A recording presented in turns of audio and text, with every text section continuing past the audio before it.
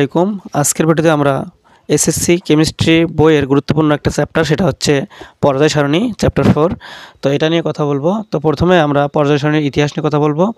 তো এখান থেকেই আমরা শুরু করব মূলত। তো প্রথমে যে সালটার কথা মনে রাখতে হবে সেটা হচ্ছে 1789, এরপরে হচ্ছে 1829, এরপরে হচ্ছে 1864, এরপরে হচ্ছে 1869, এরপরে 1913। তো 1789 সালে যে ঘটনাটা ঘটে সেটা হচ্ছে বিজ্ঞানী অ্যান্টনি ল্যাভোইসিয়া মৌলগুলোকে প্রথমে ধাতু এবং অধাতু এই দুই ভাগে ভাগ করেন। এটা হচ্ছে ধাতু ও অধাতু, অধাতু ও ধাতু, এই দুই ভাগে ভাগ করেন। কেন ভাগ করেন? মৌলগুলোকে তাদের পর্যায় সারণীতে স্থান দেওয়ার উদ্দেশ্যে। সেক্ষেত্রে তিনি সর্বপ্রথম ধাতু অধাতু এই মৌলগুলোকে আলাদা করেন পর্যায় সারণীতে মৌলগুলোকে স্থান দেওয়ার উদ্দেশ্যে। এরপরে 1829 সালে বিজ্ঞানী ডোবেরাইনার ত্রয়ী সূত্র প্রদান করেন। এরপরে আমরা 1864 সালে নিউল্যান্ড মূলত অষ্টক সূত্র প্রদান করেন।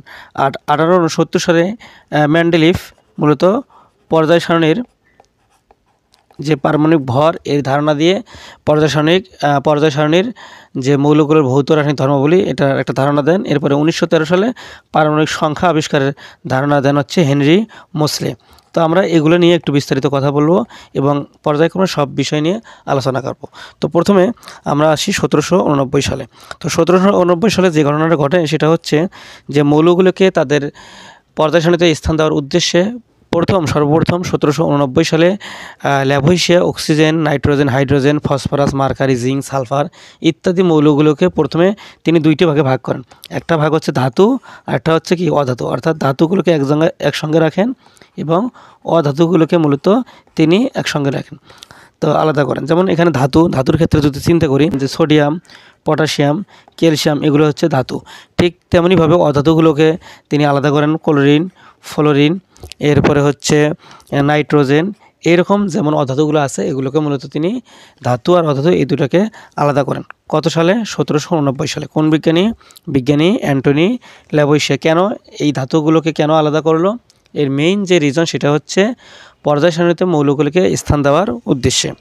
তো এরপরে মূলত তখন থেকেই বা তারও আগ থেকেই মূলত 1789 আগ থেকে মূলত মানুষের মৌলগুলোকে কীভাবে পর্যায় সারণীতে স্থান দেবে এটার জন্য একটা কৌতূহল দেখা যায় এবং অনেক বিজ্ঞানীরা অনেক পরীক্ষা নিরীক্ষা করেন, অনেক চেষ্টা চালান। এরপরে মেইন যে ধারণাটা তখন শুরু হয়, প্রথম যে ধারণাটা শুরু হয় সেটা হচ্ছে 1789 সালে বিজ্ঞানী অ্যান্টনি ল্যাভোইসিয়া ইনি মূলত ধাতু আর অধাতুগুলোকে দুই ভাগে ভাগ করেন। কেন ভাগ করলো? যাতে মৌলগুলোকে পর্যায় সারণীতে স্থান দেওয়া যায়। এরপর থেকে মূলত মানুষের কৌতূহল আরও বেড়ে গেল। এর পরবর্তী সালে 1829 সালে ডোবেরাইনার একটা সূত্র দিল। এটাকে ডোবেরাইনার একটি সূত্র প্রদান করেন। এই সূত্রটার নাম হলো ত্রয়ী সূত্র।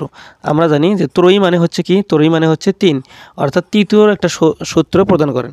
অর্থাৎ তৃতীয় সূত্র বা ত্রয়ী সূত্রটা এরকম বলা যেতে পারে যে যদি পরপর 3টি মৌলকে, আমি যদি এখানে লিখি, যদি পরপর 3টি মৌলকে এমনভাবে সাজানো হয়,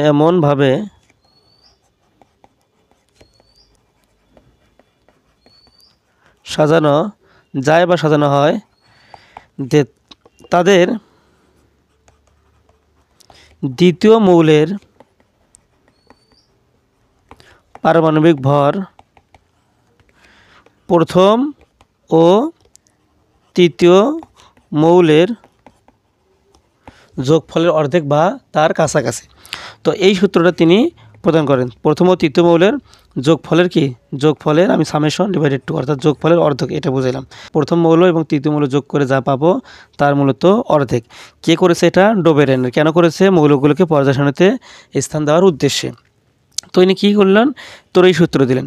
যদি পরপর 3টি মৌলকে এমনভাবে সাজানো হয় যে তাদের দ্বিতীয় মৌলের পারমাণবিক ভর প্রথম এবং তৃতীয় মৌলের যোগফলের অর্ধেক বা তার কাছাকাছি।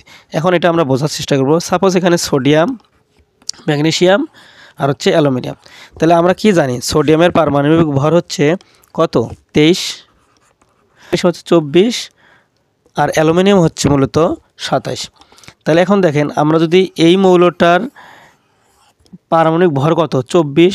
এই মৌলটার পারমাণবিক ভর এই প্রথম মৌল এবং এই তৃতীয় মৌল এই দুটোর যোগফলের অর্ধেক, যোগফল করি অর্ধেক বা তার কাছাকাছি হবে। এবার আমরা যোগ করি 23 যোগ হচ্ছে 27, তাহলে আমরা কত পাবো তখন?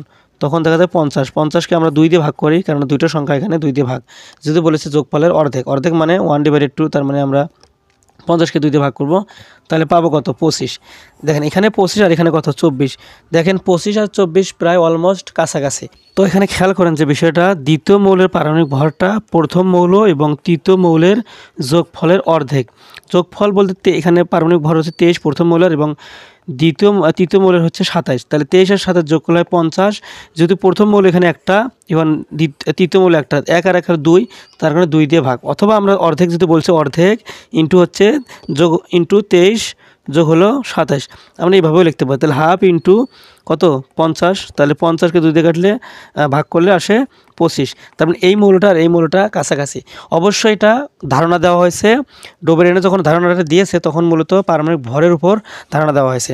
কথাটাই বলেছিল যে যদি পরপর 3টি মৌলকে এমনভাবে সাজানো হয় যে দ্বিতীয় মৌলের পারমাণবিক ভর প্রথম মৌল এবং তৃতীয় মৌলের যোগফলের অর্ধেক বা তার কাছাকাছি, তাহলে এখানে 25 হয়েছে, এখানে কত হয়েছে 24 হয়েছে, তার মানে আমরা কাছাকাছি একটা মানে গিয়েছি। যদিও এক ডিফারেন্স আছে, সেক্ষেত্রে উনি তো বলেনি যে একবারে মিলে যাবে, এরকম কিছু বলছে না, তার মানে বলছে যে কাছাকাছি। এটা আমরা অন্যভাবেও সমাধান করতে পারি, যেমন বোরন, কার্বন, নাইট্রোজেন, পরস্পর আমরা 3টা মৌল এখানে নিলাম, তাহলে বোরনের ভর কত 11 এবং সেই সঙ্গে কার্বন কত 12 এবং নাইট্রোজেন হচ্ছে 14, এগুলো হচ্ছে ভর।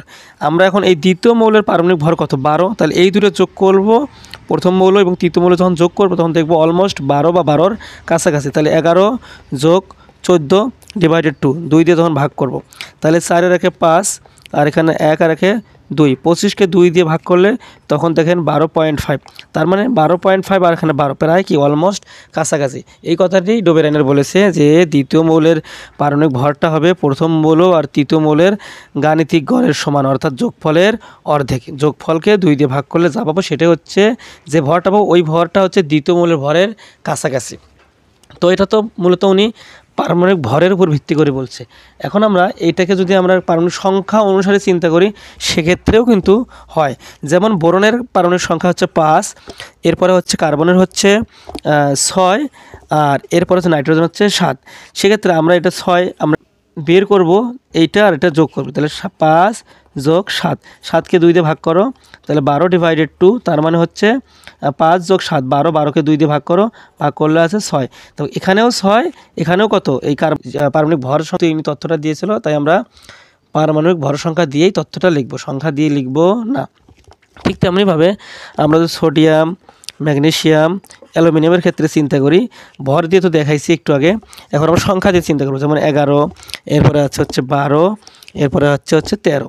তাহলে এটা যদি আমরা বের করতে চাই যে এইটা আর এটা যোগ করে দেখবো যে 12 সমান বা এর কাছাকাছি হয় কিনা, তাহলে 11 যোগ হচ্ছে 13 ডিভাইডেড হচ্ছে 2, তাহলে 11 আর 13 যোগ করলে হয় 24, 24 ডিভাইডেড 2 মানে হচ্ছে কত 12, তার মানে 12 দিয়ে কোনো 24, এখানেও 12, এখানেও কত 12, তার মানে বিজ্ঞানী ডোবেরেনের যে তথ্যটা দিয়েছিল সেটা ঠিক আছে, যদিও আমরা এখানে সংখ্যা দিয়ে করেছি।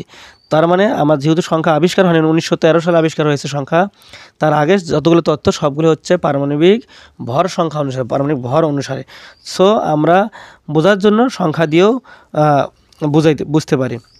আশা করা যায় যে ডোবেরাইনের সূত্রটি আপনারা বুঝতে পেরেছেন, যেটা জানার চেষ্টা করবো। 1864 সালে নিউল্যান্ড একটা সূত্র প্রদান করেন। নিউল্যান্ড যে সূত্রটা প্রদান করেন সেটা হচ্ছে মূলত অষ্টক সূত্র।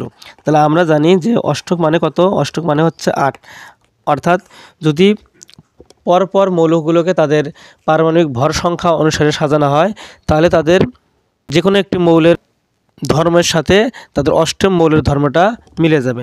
যেমন ইনি মূলত একজন করতো, এনার গানের যে রে, মা, ফা, সো, লা, টি, যেমন এখানে 1 2 3 4 5 6 7টা, আবার হচ্ছে ডো। তো আমরা যেমন ভারতীয়দের একটা কালচার আছে, সা রে গা মা পা ধা নি সা, সা রে গা মা পা ধা নি নি, এখানে দেখেন 1 2 3 4 5 6 7, আবার আসবে কি সা, অর্থাৎ আবার ডো রে মা ফা সো লা টি, আবার আসবে কি ডো। এরকম যখন ডো রে থেকে শুরু করি, ডো থেকে শুরু করে আবার ডোতে আসে, ঠিক তেমনি সা রে গা মা পা ধা নি আবার এখানে কোথায় আসে, সাতে আসে।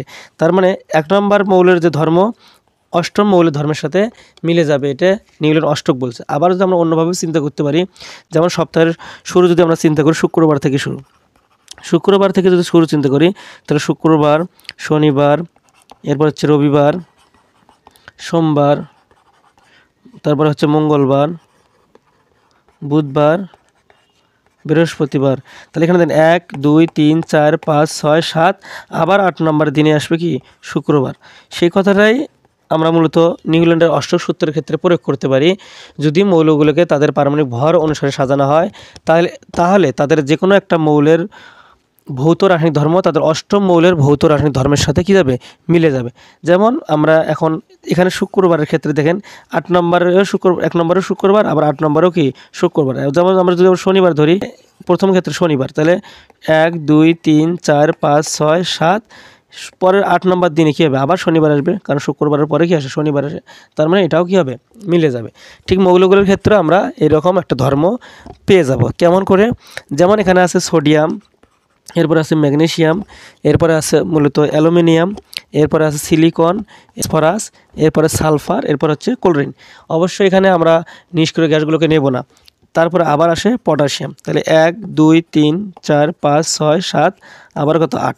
তাহলে 1 নম্বরে দেখেন সোডিয়াম ক্ষার ধাতু, আবার 8 নম্বরেও দেখেন ক্ষার ধাতু, আবার 1 নম্বরে সোডিয়ামের সর্বশেষ কক্ষপথে ইলেকট্রন একটা, পটাশিয়ামের সর্বশেষ কক্ষপথে ইলেকট্রন একটা। তাহলে 1 নম্বরে সোডিয়াম যেমন ক্ষার ধাতু, 1 নম্বরে এখানে 8 নম্বরে যে মৌলটা আমরা এখান থেকে যদি গণি, সেখানেও আমরা মূলত যে পটাশিয়ামটা পাই, এটাও মূলত ক্ষার ধাতু। এটা সর্বশেষ কক্ষপথে যেমন একটা ইলেকট্রন, এটা পটাশিয়ামের সর্বশেষ কক্ষপথে মূলত কি একটা ইলেকট্রন। তাহলে পটাশিয়ামের পরে কি মৌলটা কি এখানে আছে একই পর্যায়ের ক্ষেত্রে, ক্যালসিয়াম। তো দেখেন এখানে ক্যালসিয়ামের যে একটা, এটা ক্যালসিয়াম এখানে মৃৎক্ষার ধাতু, এখানে ম্যাগনেসিয়ামও কি ধাতু, মৃৎক্ষার ধাতু। তাহলে ম্যাগনেসিয়াম দেখেন এখানে আমরা যদি এটা এখান থেকে গণনা শুরু করি, 1 2 3 4 5 6 7 8, তার মানে এটা যখন আমরা গণনা শুরু করব তখন এটার সাথে এটা 8 নম্বর, এটা হচ্ছে 1 নম্বর, এটা হচ্ছে কত 8 নম্বর। তাহলে এটার যে ধর্ম এটার যে ধর্ম সেম ধর্ম হয়।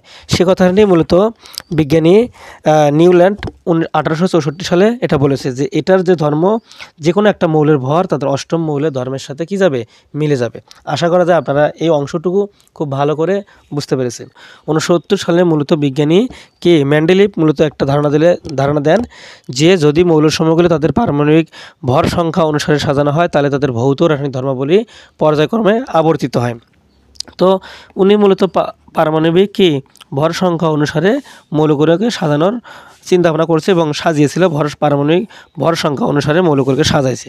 সাজানোর পরে যে সমস্যাটা দেখা যায় সেটা হয় যে আমরা যখন সাজাবো তখন ছোটো থেকে বড়। যেমন এখানে যদি আমি চিন্তা করি, ফসফরাসের পারমাণবিক ভর হচ্ছে আপনার 31, তাহলে ফসফরাস আগে সাজাইতে হবে। তারপর সালফারের পারমাণবিক ভর হচ্ছে 32, এরপরে ক্লোরিনের পারমাণবিক ভর হচ্ছে 30.5, এরপরে আর্গনের হচ্ছে 40, তাহলে আর্গনের 40। এরপরে খেয়াল করেন হচ্ছে পটাশিয়াম 39।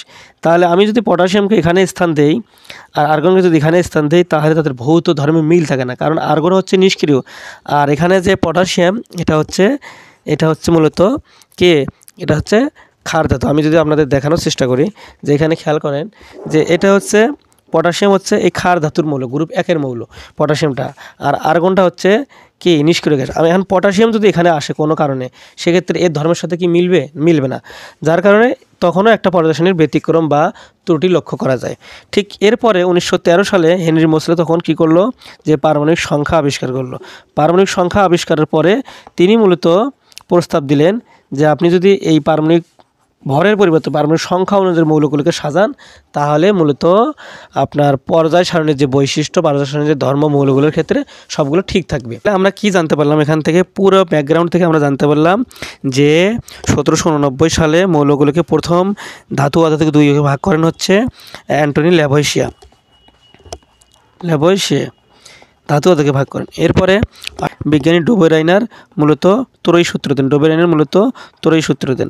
এরপরে 1864 সালে মূলত নিউল্যান্ড মূলত অষ্টক সূত্র প্রদান করেন। এরপরে 1869 সালে বিজ্ঞানী মেন্ডেলিভ তাদের পারমাণবিক ভর সংখ্যা বৃদ্ধির সাথে মৌলগুলো যে ভৌত রাসায়নিক ধর্ম পরিবর্তিত হয় তার একটা ধারণা দেন। এটা হলো পারমাণবিক ভর। এবং 1913 সালে পারমাণবিক সংখ্যা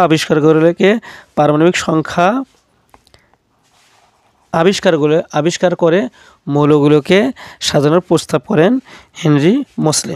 এ হচ্ছে ইনি মূলত হেনরি মোসলে। এখন অ্যান্টনি ল্যাভোইসিয়া মূলত 33টি মৌলকে নিয়ে পর্যায় সারণীর যে ধাতু অধাতু এটার কাজ শুরু করেন মাত্র 33টি মৌল নিয়ে। এরপরে 1869 সালে যে বিজ্ঞানী হচ্ছে মেন্ডেলিভ, ইনি মূলত 63টি মৌলগুলোকে নিয়ে পর্যায় সারণীতে মৌলগুলোকে সাজানোর চেষ্টা করেন। মূলত 63টি মৌল নিয়ে পর্যায় সারণী সাজানোর চেষ্টা করেন। এর মধ্যে গুরুত্বপূর্ণ যে তথ্য সেটা হতে এই 63টার মধ্যে তিনি 12টা করেন হচ্ছে সারি, 8টা হচ্ছে গ্রুপ। টোটাল হচ্ছে কি 20টা।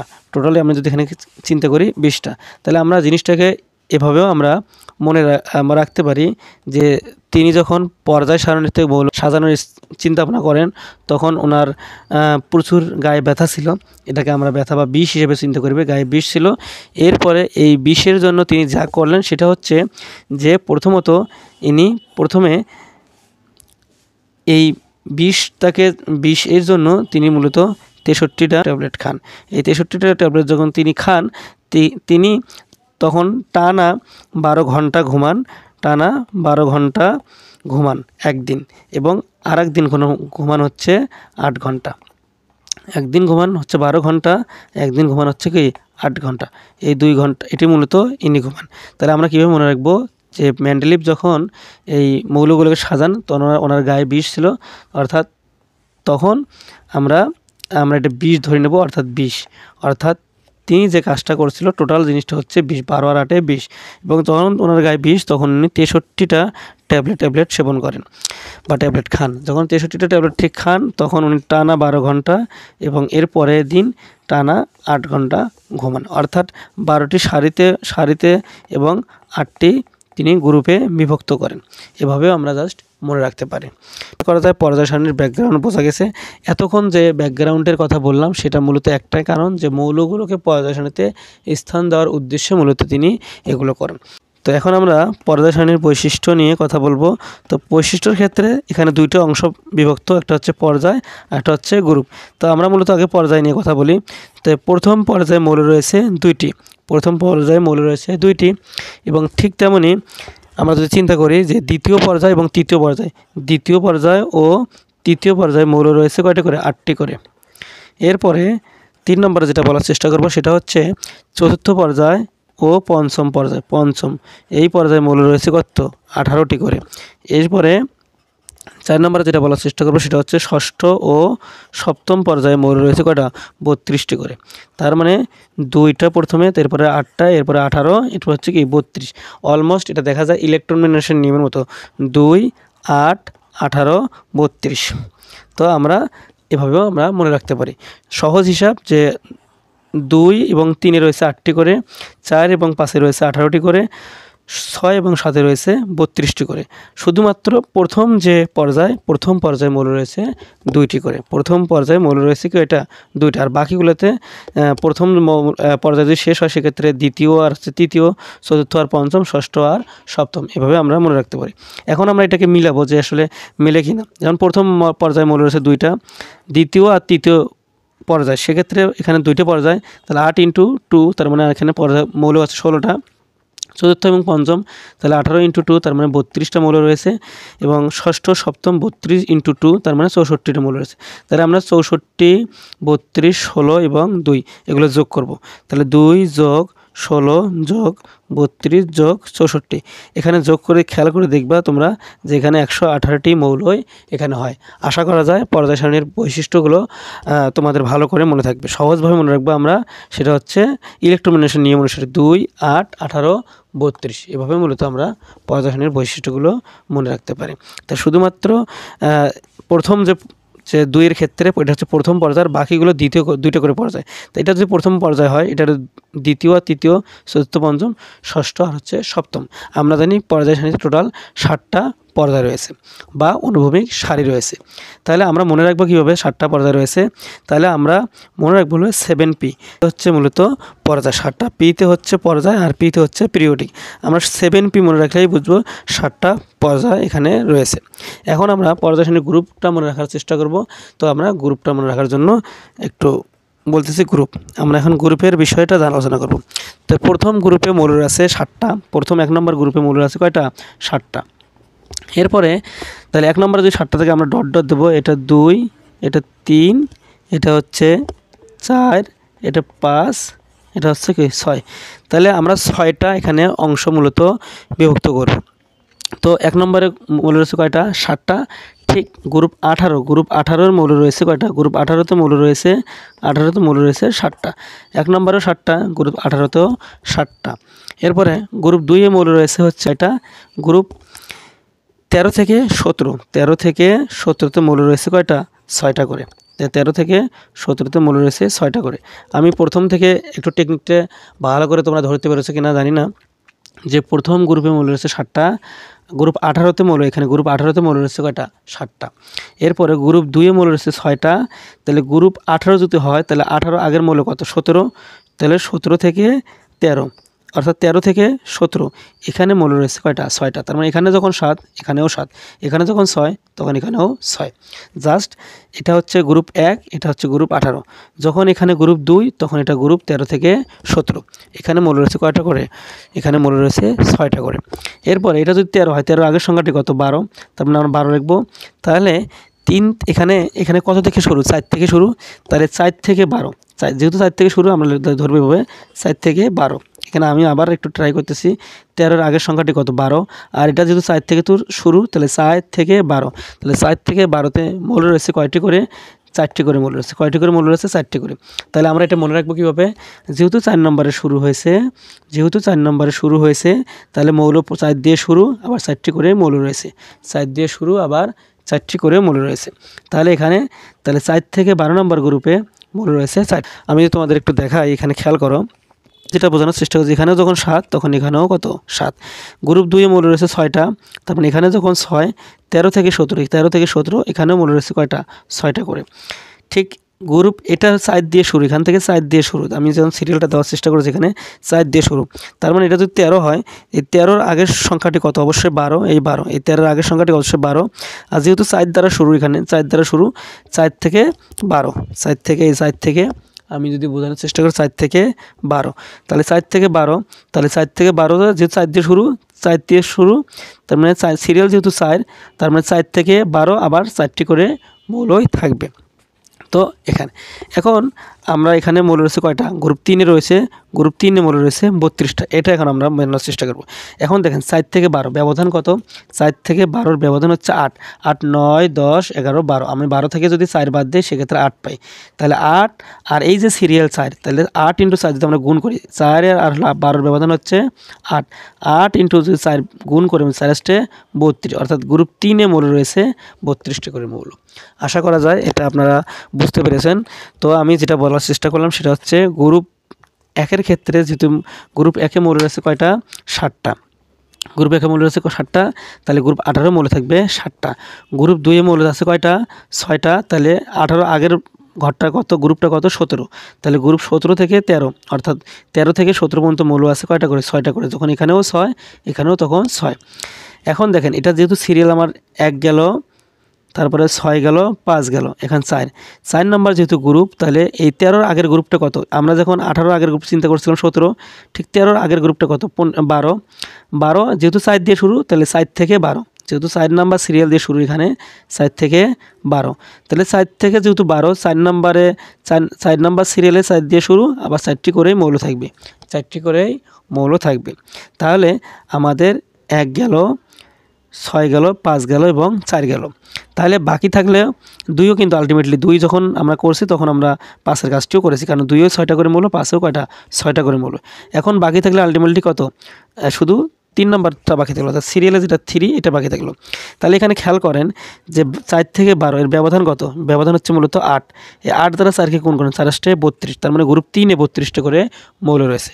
আশা করা যায় এই টেকনিকটা যদি মনে রাখেন, আমি বিশ্বাস করি যে তোমাদের এই গ্রুপটা খুব সহজেই মনে থাকবে। তারপরে এই টেকনিকটা কেমন লাগলো অবশ্যই তোমরা কমেন্ট করে জানাবা, আর যদি বুঝতে না পারো অবশ্যই সেটাও তোমরা কমেন্ট করে জানাবা। আই হোপ যে তোমরা যদি এটা ক্লাসটা ভালো করে মনোযোগ দাও সেক্ষেত্রে অবশ্যই তোমরা বুঝতে পারবে। তো প্রথমে আবার এটা আমরা আরেকবার বোঝানোর চেষ্টা করি। গ্রুপের ক্ষেত্রে যে কাজটা করব, সিরিয়াল দেবো আমরা 1 2 3 4 5 6। তাহলে গ্রুপ সিরিয়াল যেহেতু 1, তার মানে গ্রুপ 1 এ মৌল রয়েছে কয়টা? 7টা। এরপরে গ্রুপ 1 এর যখন আমরা উপর থেকে একটা কাজ শেষ করলাম, নিচ থেকে আরেকটা কাজ শেষ করতে হবে আমাদের। তাহলে গ্রুপ এবার 18, গ্রুপ 18তে মৌল রয়েছে কয়টা? মৌল রয়েছে 7টা। যেহেতু এখানেও 7টা, তাহলে এখানেও হবে কত? 7টা। এরপরে গ্রুপ 2, গ্রুপ 2 এ মৌল রয়েছে কয়টা? যেহেতু 2 নম্বর সিরিয়াল, গ্রুপ 2 এ মৌল রয়েছে 6টা। তাহলে গ্রুপ 2 এ যেহেতু মৌল 6টা, তাহলে এই 18 নম্বর গ্রুপের আগের মৌলটা কত? 17। আর 17 আমরা এখানে যে কাজটা করব সেটা হচ্ছে যে 13 থেকে 17 নেব, তখন গ্রুপ 13 থেকে 17। তাহলে এখানে 13 থেকে 17 হিসাব করেন যে 13 14 15 16 17, যেহেতু 5 নাম্বার সিরিয়াল অর্থাৎ 16 15 14 13, যার কারণে আমরা 5 নাম্বার যেহেতু সিরিয়াল 5 পর্যন্ত এসেছি, 17 থেকে 5 ঘরে 17 সহ আমরা 5 ঘরে এসেছে, তার মানে 13 পর্যন্ত এসেছে। তাহলে এখানে যেহেতু মৌল আছে 6টা, তার মানে এই ঘরেও 5 নাম্বার সিরিয়ালে অর্থাৎ গ্রুপ 13 থেকে 17 পর্যন্ত মৌল থাকবে 6টা করে। এটা জাস্ট আমার একটা টেকনিক মনে রাখার উদ্দেশ্যে। এরপরে আমরা যে কাজটা করব সেটা হচ্ছে আমরা যাব 4 নম্বর সিরিয়ালে। আমাদের 1 নম্বর সিরিয়াল শেষ, 2 নম্বর সিরিয়াল শেষ, 6 নম্বর এবং 5 নম্বর সিরিয়াল শেষ, বাকি রয়েছে 3 আর এবং 4, এবং এই দুটো সিরিয়াল বাকি আছে। সেক্ষেত্রে আমরা যে কাজটা করতে পারি সেটা হচ্ছে যে 13 আগের গ্রুপটা কত? 13 আগের গ্রুপ আলটিমেটলি 12। এখন যেমন 18 আগের গ্রুপটা ছিল 17, ঠিক 13 আগের গ্রুপটা হচ্ছে 12। এখন আপনি চিন্তা করেন যেহেতু 4 নম্বরের শুরু, তাহলে আমরা 4 দ্বারা এটাকে কাউন্ট করবো, অর্থাৎ 4 থেকে গ্রুপ 12, গ্রুপ 4 থেকে গ্রুপ 12। তাহলে গ্রুপ 4 থেকে গ্রুপ 12তে মৌল রয়েছে কয়টা করে? যেহেতু 4 দিয়ে শুরু করছি আমরা, তাহলে 4টে করে মৌল আমরা এখানে ধরে নেব। তাহলে 4 থেকে 4 নম্বরে যেহেতু সিরিয়াল 4, তাহলে গ্রুপ শুরু 4 থেকে 4টি করেই মৌল থাকবে। তাহলে এখন দেখেন 12 আর 4 বাদ দেন, তাহলে ব্যবধান কত? 8। 8 দ্বারা এই 4কে, এই যে সিরিয়ালের যে 4 আছে এটা গুণ 4 আসছে 32, তার মানে 3 এ মৌল আছে 32টে। আই হোপ আপনারা এটা বুঝতে পেরেছেন। এখন যদি আপনারা এগুলোকে গুণ করেন সবগুলোকে, সেক্ষেত্রে দেখা যাবে গুণ করে যদি যোগ করেন সবগুলোই দেখা যাবে যে এখানে 118টি মৌল আছে। কেমন করে? যেমন 1 এ মৌল আছে কয়টা? 7টা। এরপরে গ্রুপ 2 এ মৌল আছে কয়টা? 6টা। এরপরে গ্রুপ 3 এ মৌল আছে 32টা। এরপরে 4 থেকে 12, 4 5 6 7 8 9 10 11 12, তাহলে 9টা, 4 নং 36টা, এখানে মৌল আছে কয়টা? 36টা। আবার 13 থেকে 17, তাহলে 13 থেকে 17, 13 14 15 16 17, 5 6 এখানে কত? 30। আমরা যদি গুণ করি এটাকে 30। এরপরে গ্রুপ 18 মূল আছে 7টা। তাহলে আমরা এখন যোগ করে চেষ্টা করি বোঝানোর জন্য যে 7 আর 6 হলো 13 14 15 16 17 18 19 20 21 22 23 24 25 26 27 28। 28 হচ্ছে 28-এর 8, হাতে থাকে হচ্ছে 2, 3 আর 3 6, 6 আর 3 9, 9 আর 2 11, 9 আর 2 11। তার মানে আমাদের টোটাল 118টি মৌল এখানে হয়েছে গ্রুপের ক্ষেত্রে। পর্যায়ের ক্ষেত্রে আমরা যেমন হিসাব করলাম 118টি মৌল, ঠিক গ্রুপের ক্ষেত্রে আমরা হিসাব করে দেখলাম 118টি মৌল। আই হোপ আপনারা এই জিনিসটা খুব ভালোভাবে বুঝতে পেরেছেন। আমি আবার বলি কোনটা কীভাবে করলাম। গ্রুপ 1-এ 7টা মৌল, গ্রুপ 2-এ 6টা মৌল, গ্রুপ 3 নম্বর গ্রুপে মৌল হচ্ছে 32টা, আমরা 32টা এখানে লিখেছি। 4 থেকে 12, তার আগে 4 নং 36টা আমরা এখানে লিখেছি। এরপরে 13 থেকে 17, এখানে হচ্ছে 13 14 15 16 17, 5টা গ্রুপ আছে, 5 × 6 5 6 30টা মৌল। ঠিক তেমনই 18তে 7টা মৌল, এগুলো যোগ করলে টোটাল 118টি মৌল এখানে হয়। আই হোপ আপনারা পর্যায় সারণীর পটভূমি এবং পর্যায় সারণীর বৈশিষ্ট্যগুলো খুব সহজে বুঝতে পেরেছেন। এর পরের পার্টে আমরা পর্যায় সারণীর যে বাকি অংশগুলো আছে এগুলো বলার চেষ্টা করব। সে পর্যন্ত সকলে ভালো থাকবেন। Thanks for watching. আসসালামু আলাইকুম।